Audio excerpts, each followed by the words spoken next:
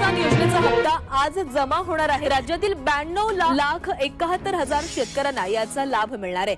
देशातील 9,70,00,000 शेतकऱ्यांच्या खात्यामध्ये 20,500 कोटी रुपये जमा होतील।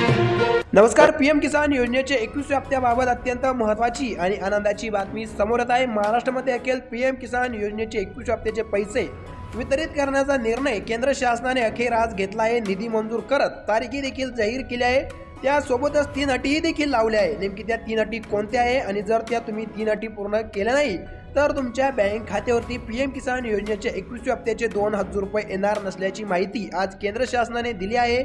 26 सप्टेंबर 2025 रोजी केंद्र शासनाच्या माध्यमातून पंजाब, हिमाचल प्रदेश आणि उत्तराखंड या 3 राज्यांमध्ये केंद्र शासनाच्या वतीने पीएम किसान योजनेचे 21व्या हप्त्याचे पैसे हे लवकरच वितरित केले। त्यामागचे कारण म्हणजे त्या ठिकाणी मोठ्या प्रमाणात पाऊस कोसळला आणि शेतकऱ्यांचे मोठ्या प्रमाणात नुकसान झाले, असं केंद्र शासनाने ही माहिती दिली आहे। त्या पाठोपाठ काल जम्मू काश्मीरमध्ये देखील या ठिकाणी 8.5 लाख शेतकऱ्यांच्या बँक खात्यावरती पीएम किसान योजनेच्या 21व्या हप्त्याचे पैसे हे वितरित केले गेले। त्यामागचे कारण देखील पूर परिस्थिती दाखवली आहे, असं केंद्र शासनाने सांगितलं। असं असलं तरी महाराष्ट्रामध्ये पाऊस पडला नाही का? महाराष्ट्रातील शेतकऱ्यांचे नुकसान झाले नाही का? याकडे केंद्र सरकारचे लक्ष नाही का? असा प्रश्न महाराष्ट्रातील शेतकऱ्यांकडून मोठ्या प्रमाणात राज्य शासनाला आणि केंद्र शासनाला विचारण्यात येत होता। मोठ्या प्रमाणात महाराष्ट्रामध्ये शेतकऱ्यांची नाराजी ही सरकारवर असल्या कारणामुळे ही बाब लक्षात घेता राज्य शासनाने तात्काळ केंद्र शासनाकडे मदतीची मागणी केली। मागणी करता शासनाने देखील अखेर निर्णय घेत शेतकरी वर्गातील नाराजी दूर करण्यासाठी पीएम किसान योजनेचे 21व्या हप्त्याचे पैसे अखेर महाराष्ट्रामध्ये देखील वितरित करण्याचा निर्णय हा केंद्र शासनाच्या माध्यमातून अखेर घेण्यात आला।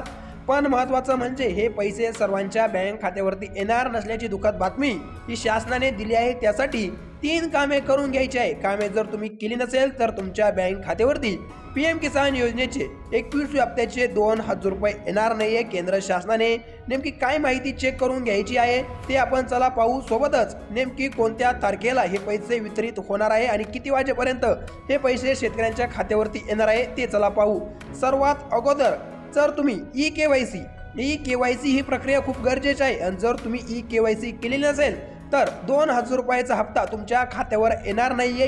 ही प्रक्रिया तुम्ही पीएम किसानच्या अधिकृत वेबसाईटवरती OTP द्वारे किंवा जवळच्या CSC केंद्रावरती जाऊन चेक करू शकता। दुसरं म्हणजे लँड व्हेरिफिकेशन।